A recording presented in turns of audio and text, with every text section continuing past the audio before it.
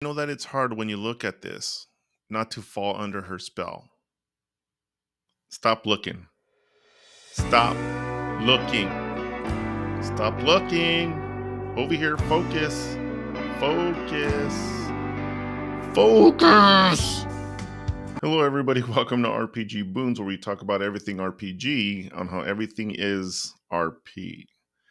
Today, we're going to talk about Tasha's Cauldron of Everything and how tips in that very first chapter begin to really dismantle what basic role playing is for your D&D table. Now, what do I mean by dismantling of some of the basic role play that's in the books? Let's take a look at chapter 1, page 7, and Tasha's Cauldron of Everything. Here, you can see that it tells you can increase your constitution by 2 because dwarf heroes in D&D are often exceptionally tough.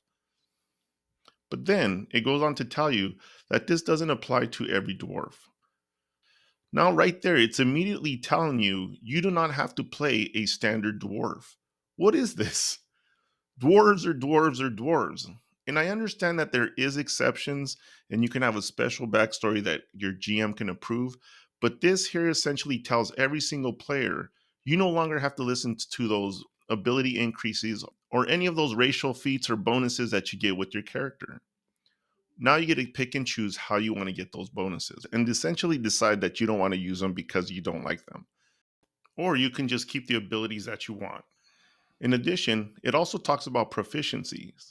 You typically gain certain proficiencies from getting certain types of backgrounds and if you're certain type of races. But here now we're looking at it and it's telling us we can start having different types of proficiencies. Custom lineage. So you can see now you can make up any race that you want. Okay? You can become an alien, you can become a cartoon character. It really doesn't matter at this point. You can create your own custom lineage. So the first thing I want to do is I want to look at the ability modifiers of a few races in the player's handbook. Because the ability to score increases you get from those races and those traits are all part of the role play of the game. For mountain dwarf, half orc, high elf, and a wood elf. Looking at the half orc, you're like, wow, they look brutish and strong. That mountain dwarf looks short and stocky. But why are they getting +1 to strength and +2 to constitution? I mean, maybe visually it makes more sense. But what about these elves? They have a +2 to dexterity for some reason. And on top of that, you're going to try to lead me to believe that they also have a +1 in intelligence and a +1 to wisdom. So they're smarter than everybody else, these very slender looking people. What nonsense is this? At least that's what some people think.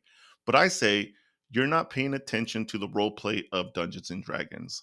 Let's take a closer look at these races and see how those bonuses were derived or how those bonuses are essentially part of the role play for that race. Here we're looking at dwarf traits, okay? We can see that the dwarf again gets that +2 to constitution. Now, if we look over to mountain dwarfs or hill dwarfs, you're going to get either a +2 to strength, or if you're a hill dwarf, you're going to get a +1 to wisdom. Now you should ask yourself, why are dwarves getting a +2 to constitution? Why are mountain dwarves getting a +2 to strength? And why are hill dwarves getting a +1 to wisdom? Let's take a closer look at those dwarf descriptions. As a mountain dwarf, you're strong and hardy, accustomed to a difficult life in the rugged terrain. They have to use their strength to climb up those mountains, get through those rugged areas, lots and lots of climbing, using your strength essentially to get you stronger. Now, if we look at the hill dwarf, you have keen senses, deep intuition, and the remarkable resilience. I think the key here for the hill dwarf is keen senses. That means a dwarf living in the hills has to be very alert and very aware of his surrounding. Therefore, it makes sense that the wisdom is increased because the hills might actually be a dangerous place to survive. Page 18 of the player's handbook. Here it talks about dwarves being short and stout. It says dwarves are miners and workers of the stone and metal. And further down, it mentions halls carved into the roots of mountains. What that last sentence tells us, these dwarves are constantly mining, inhaling that dust, working hard all the time. This would explain why their constitution is also increased. On top of that, it gives you dwarven resilience. Why? Because they work in these very harsh environments, only the strongest of dwarves have survived over time, and so therefore they get this special resistance to poison. So you can see how these dwarf traits, those ability score increases, these resistances are directly related to the roleplay of the dwarf. Let's take a closer look at the description of elves. If you pay attention, you can see all the different things in those descriptions that will give you roleplay for those bonuses. Let's take a quick look. So here we're looking at ability score. You get a +2 in dexterity. But why is that? Well, if you take a look at page 21 and 22 of the player's handbook, they live in places of ethereal beauty in the midst of ancient forest. To violence. Key, violence. What does that tell you?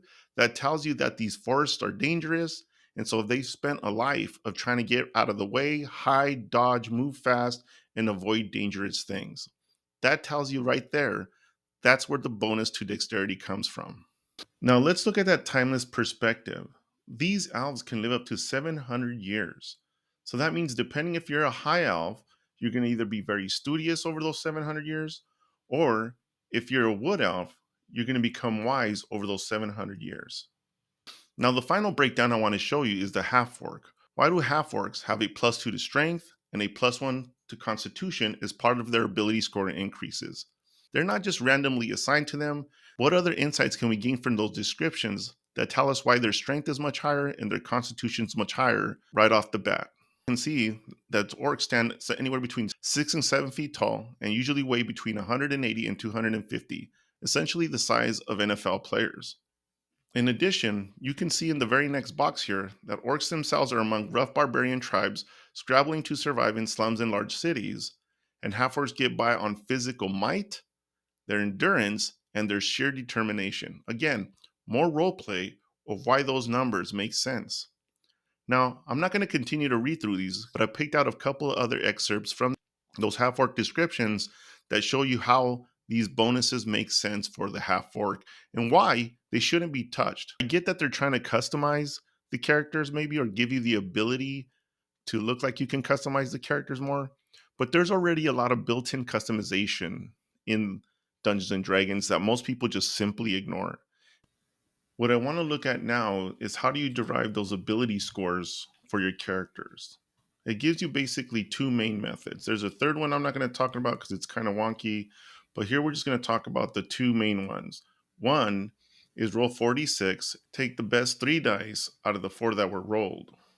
The other method it mentions is called the standard array. It's when you have 6 numbers fixed that you can use to distribute amongst the different ability scores. The one thing I want to point out about these is these both are customization of your character.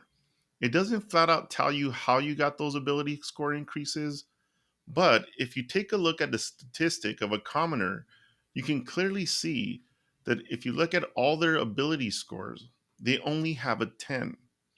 You are the hero. You are exceptional. And looking at that standard array of 15, 14, 13, 12, 10, I don't know what that eight's all about, but that is something we could talk about in a bonus boon. But the point being here is increases for those standard arrays, or if whatever good scores you get from that 46 roll, are essentially your character's ability to train in all these 6 different abilities. The distribution of these numbers can be fairly different depending on the class type you're interested in. This is the customization. You're putting the numbers into specific ability scores, and those numbers should be tied to some type of role play associated with those increases. So if you're a barbarian, clearly you're a lot stronger, heftier, you work out a lot. Wizard, you read a lot of books, you read a lot of literature, you study your arcana. And if you're a warlock, you're very charismatic, and so forth. So what do I say? Next time you're looking at Tasha, snap out of it. That's it, everybody. I hope it was useful for you. This is Don Franco 3 with RPG Boons, where we talk about everything RPG and how everything is RP. Please hit the subscribe button, hit the notification bell, leave comments if you want me to discuss something. Until then, see you later.